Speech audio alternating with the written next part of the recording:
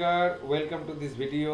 আজকের এই ভিডিওতে আমরা West Bengal Council of Higher Secondary এডুকেশনের ক্লাস 12 অর্থাৎ উচ্চ মাধ্যমিকের ইংরেজি পাঠ্যক্রমের অন্তর্গত ল্যাংস্টোন হিউজেসের লেখা থ্যাংক ইউ ম্যাম নামক পাঠ্যাংশের টেক্সচুয়াল ভয়েস চেঞ্জ আলোচনা করব। দেরি না করে সরাসরি আলোচনায় চলে যাচ্ছি। Voice change from thank you ma'am. Thank you ma'am থেকে আমরা আজকে ভয়েস চেঞ্জ করব। First textual line, I want a pair of blue suede shoes. স্বাভাবিকভাবে বুঝতেই পারছো এটা রজার নামে ছেলেটির লাইন, ছেলেটির কথা। I want, I subject, want হচ্ছে এখানে মেন ভার্ব। আমি চাই, কি চাই? A pair of blue suede shoes. তাহলে a pair of blue suede shoes এটা কিন্তু আমাদের অবজেক্ট, এই সম্পূর্ণটা। তাহলে subject I want, simple present tense, active verb. কি চাই? আমি ভার্বকে প্রশ্ন করলাম কি বা কাকে দিয়ে, কি দিয়ে প্রশ্ন করলে উত্তর পাওয়া যাচ্ছে a pair of blue suede shoes. তাহলে a pair of blue suede shoes আমাদের অবজেক্ট। এই অবজেক্টটাকে প্যাসিভ করার সময় সাবজেক্ট করি a pair of blue suede shoes. এবার তুমি এর সঙ্গে একটা প্যাসিভ ভার্ব দিবা, তাই তো? তাহলে তোমার মেন ভার্ব ছিল want, simple present tense, active verb. তার প্যাসিভে সিম্পল প্রেজেন্ট টেন্স। আমরা জানি যে ভয়েস চেঞ্জ করার সময় কিন্তু টেন্স চেঞ্জ হয় না। টেন্স চেঞ্জ হয় ন্যারেশন করার সময়, তাও কখনো কখনো, সব সময় না। যেহেতু ভয়েস চেঞ্জের সময় টেন্স চেঞ্জ হয় না, তাহলে সিম্পল প্রেজেন্টটাকে আমরা সিম্পল প্রেজেন্টেই রাখবো, কিন্তু প্যাসিভ ভার্ব হবে। তাই ইজ ওয়ান্টেড। এবার ইজ ওয়ান্টেড প্যাসিভ ভার্বের নিয়ম অনুযায়ী ভার্বের থার্ড ফর্ম এবং তার সঙ্গে একটা অক্সিলারি ভার্ব। অক্সিলারি ভার্বটা দিয়েই আমরা টেন্সটাকে বোঝাবো। এবার প্রশ্ন হচ্ছে ইজ কেন, মানে আমি বলতে চাইছি এটা সিঙ্গুলার কেন? তোমার সাবজেক্ট হচ্ছে পেয়ার, নট দ্য শুজ, ঠিক আছে? A pair of blue suede shoes. তোমার মূল সাবজেক্ট কোনটা, শুজটা নাকি জুতোর জোড়াটা, পেয়ারটা? তোমার সাবজেক্ট কিন্তু পেয়ার। তাহলে পেয়ার কিন্তু এখানে সিঙ্গুলার, মানে এক জোড়া জুতো, ঠিক আছে? এই কারণে আমরা পেয়ারটাকে সাবজেক্ট ধরে এটাকে সিঙ্গুলার হিসেবে এখানে ইজ বসাচ্ছি। A pair of blue suede shoes is wanted by me. By me কেন? আই আমাদের সাবজেক্ট ছিল, তাই বাই দিয়ে তার সঙ্গে মি। আই এর অবজেক্টিভ ফর্ম হচ্ছে me. Next sentence, she switched on the light. সে সুইচড অন, একটা ফ্রেজাল ভার্ব, লাইটটাকে সুইচ অন করলো। তো দ্য লাইট আমাদের কি অবজেক্ট, কিভাবে পেলাম? শি সাবজেক্ট, সুইচড অন হচ্ছে আমাদের ভার্ব, মেন ভার্ব, অ্যাক্টিভ ফর্মে আছে, সিম্পল পাস্ট টেন্সে। সুইচড অন হোয়াট, কি দিয়ে প্রশ্ন করি? The light. তাহলে দ্য লাইট আমাদের অবজেক্ট। তাহলে যদি অ্যাক্টিভে দ্য লাইট অবজেক্ট হয়, তাহলে প্যাসিভে দ্য লাইট সাবজেক্টে যাবে। দ্য লাইট যেহেতু সিম্পল পাস্টে ছিল আমাদের মেন ভার্বটা, তাই ওয়াজ সুইচড অন। প্যাসিভ ভার্বে কি হয়? মেন ভার্বটি থার্ড ফর্ম হয় এবং তার সঙ্গে অক্সিলারি ভার্ব দিয়ে সেই টেন্সটাকে বোঝানো হয়। তাই যেহেতু পাস্ট টেন্স, তাই আমাদের ওয়াজ, এবং ওয়াজ হচ্ছে সিঙ্গুলার, দ্য লাইট হচ্ছে আমাদের সিঙ্গুলার সাবজেক্টের জন্য singular verb. The light was switched on by her. By her কেন? শি হচ্ছে আমাদের সাবজেক্টে ছিল, শি হচ্ছে সাবজেক্টিভ ফর্ম, তার অবজেক্টিভ ফর্ম হচ্ছে হার, এটা আমরা জানি। Next sentence, was I bothering you? was I bothering you? এটা একটা ইন্টারোগেটিভ সেন্টেন্স। ইন্টারোগেটিভ সেন্টেন্সের ভয়েস চেঞ্জের জন্য আমরা জানি কি করতে হয়, আগে ইন্টারোগেটিভ সেন্টেন্সটাকে অ্যাসার্টিভ করে নিতে হয়। তাহলে was I bothering you এটা যদি ইন্টারোগেটিভ হয়ে থাকে, তাহলে এর অ্যাসার্টিভ কি? প্রথম স্টেপ, প্রথম যেটা করতে হবে সেটা হচ্ছে অক্সিলারি ভার্বটা সাবজেক্টের আগে বসে এটাকে ইন্টারোগেটিভ করা হয়েছে। অর্থাৎ অ্যাসার্টিভ করলে সাবজেক্টের পরে অক্সিলারি ভার্ব হবে, তার মানে ওয়াজ আই থেকে আই ওয়াজ বদারিং ইউ এরকম হবে। তা আই ওয়াজ বদারিং ইউ, এটা দেখো একটা খুব সহজ সরল একটা পাস্ট কন্টিনিউয়াস টেন্সের example, construction. I was bothering you. এবার এই পাস্ট কন্টিনিউয়াস টেন্সে যদি তুমি একটা অ্যাক্টিভ ভয়েস পেয়ে যাও, এটাকে প্যাসিভ করতে তোমার এক মিনিটও সময় লাগবে না। I was bothering you, you were being bothered by me. এটা হচ্ছে অ্যাসার্টিভ সেন্টেন্সটার আমি প্যাসিভ ভয়েস করলাম। ইউ আমাদের অবজেক্ট ছিল, ইউ এর সাথে আমরা পাস্ট টেন্সে কি জানি, ওয়্যার হয়। ইউ ওয়্যার বিইং বদার্ড, এটা প্যাসিভ। পাস্ট কন্টিনিউয়াসের প্যাসিভ ভার্ব কীভাবে করতে হয়, ওয়্যার হয়, বিইং হয়, আইএনজি কন্টিনিউয়াস হওয়ার জন্য একটা আইএনজি, বিইআইএনজি বিইং হয়।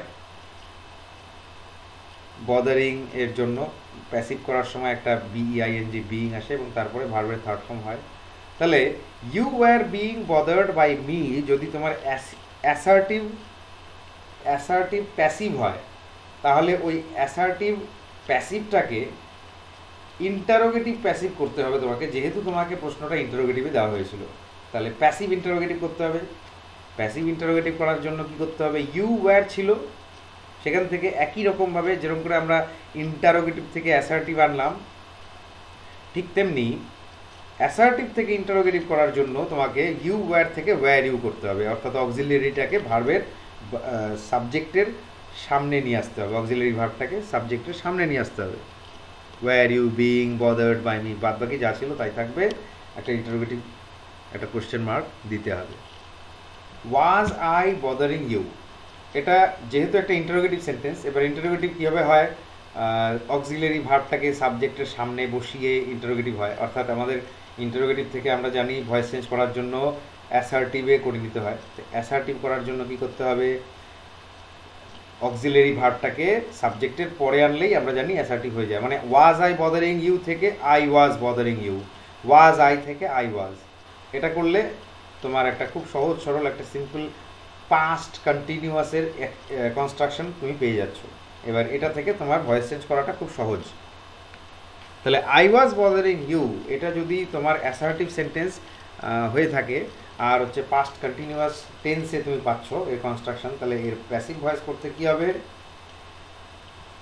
I was, I subject, was bothering তোমার, আমি কিন্তু এটাকে এখন অ্যাসার্টিভ সেন্টেন্স হিসেবে ধরে ভয়েস চেঞ্জ করছি। আই সাবজেক্ট, ওয়াজ বদারিং হচ্ছে তোমার অ্যাক্টিভ ভার্ব, পাস্ট কন্টিনিউয়াসে আছে। এবার আমি বদারিং করছিলাম, অর্থাৎ আমি বিরক্ত করছিলাম, কাকে, কাকে, তোমাকে, ইউ, অর্থাৎ এখানে কাকে দিয়ে প্রশ্ন করলে, ভার্বকে কাকে দিয়ে প্রশ্ন করলে আমরা অবজেক্ট পাচ্ছি, তাহলে আমাদের অবজেক্ট হচ্ছে ইউ। এবার ইউকে আমরা প্যাসিভ করার সময় সাবজেক্ট করব, তাহলে ইউ হয়ে গেল আমাদের সাবজেক্ট। এবার ইউ এর সঙ্গে যেহেতু পাস্ট কন্টিনিউয়াস, আমরা জানি ভয়েস চেঞ্জ করার সময় টেন্স চেঞ্জ হয় না, তাহলে ইউ এর সঙ্গে ওয়্যার হয় পাস্ট টেন্সে। এবার যেহেতু পাস্ট কন্টিনিউয়াসের প্যাসিভ ভার্বে কীরকম হয়, বিইআইএনজি বিইং যুক্ত হয়, ভার্বের থার্ড ফর্ম যুক্ত হয়, এগুলো ভয়েসের চার্ট পড়ার সময় ভালো করে পেয়ে যাবে, পরিষ্কার হয়ে যাবে। তাহলে ইউ ওয়্যার বিইং বদার্ড, তারপরে বাই মি। বাই মি কেন, কারণ আই ছিল আমাদের সাবজেক্ট এবং অবজেক্টিভ ফর্মে মি বাই এর সঙ্গে। এবার এটা হয়ে গেল আমাদের প্যাসিভ অ্যাসার্টিভ, কিন্তু আমাকে তো অ্যাসার্টিভ দেয়নি, আমাকে দিয়েছে ইন্টারোগেটিভ সেন্টেন্স। তাহলে প্যাসিভ অ্যাসার্টিভ থেকে আবার আমাকে প্যাসিভ ইন্টারোগেটিভ করতে হবে।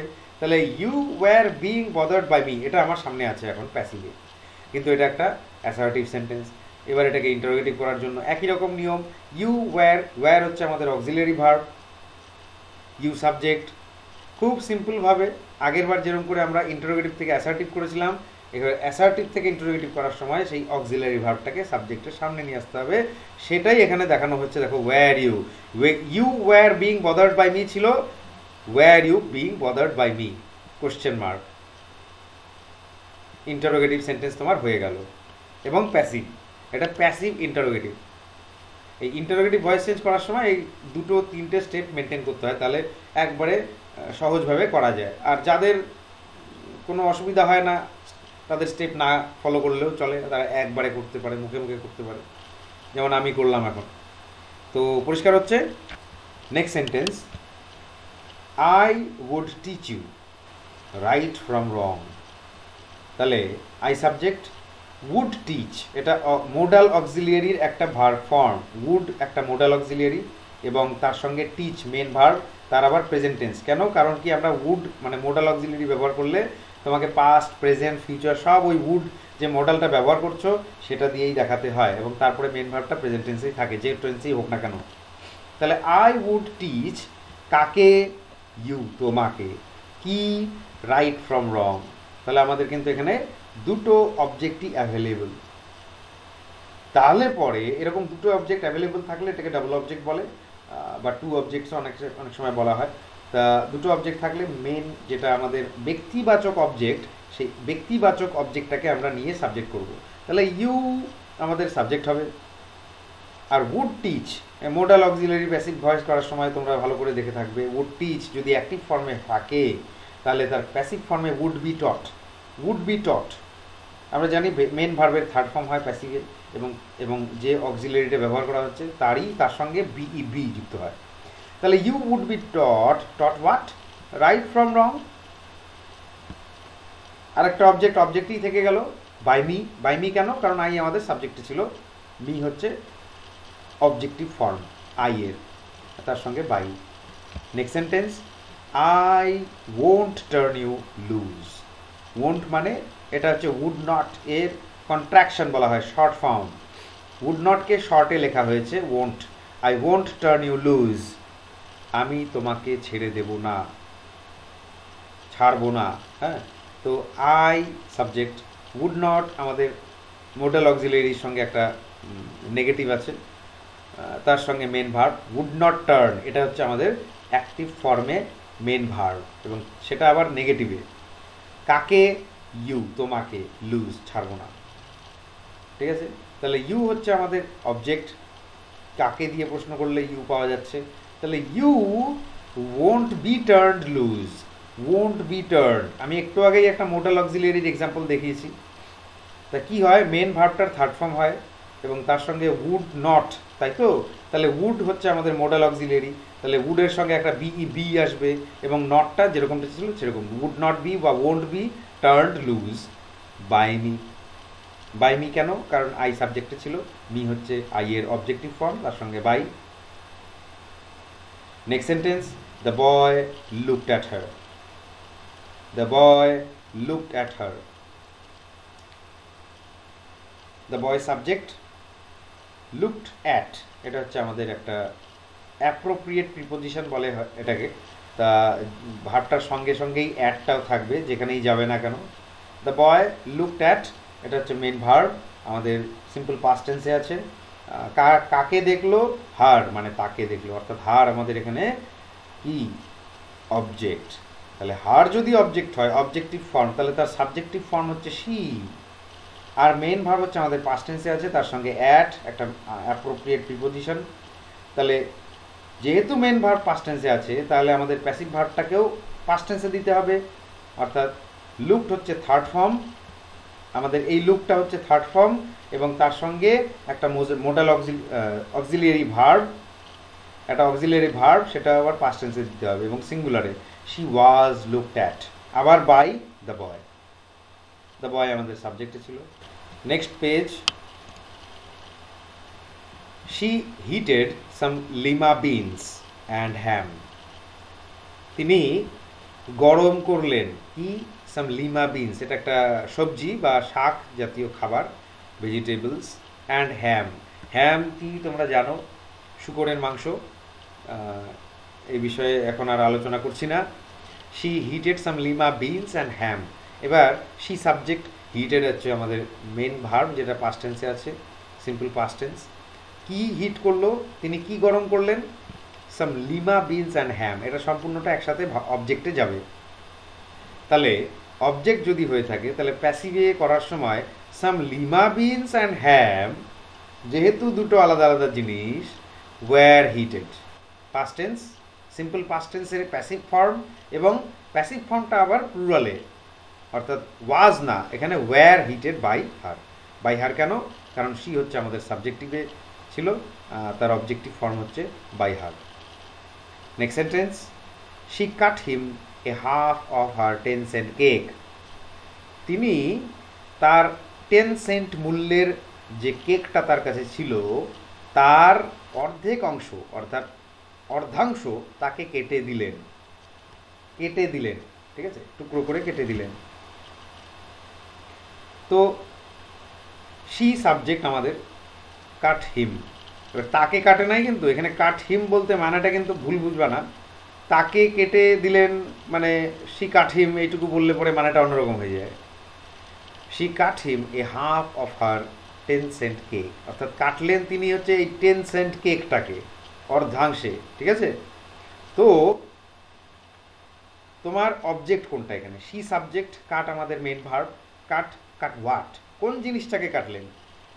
হার 10 সেন্ট কেক, ঠিক আছে। তাহলে she cut him a half of her 10 cent cake, তার মানে তোমার অবজেক্ট হচ্ছে a half of her 10 cent cake, ঠিক আছে। তাহলে a half of her 10 cent cake এটা যদি অবজেক্ট হয়ে থাকে, তাহলে আরেকটা অবজেক্ট হচ্ছে তাকে কেটে দিলেন, অর্থাৎ হিম হচ্ছে আরেকটা অবজেক্ট।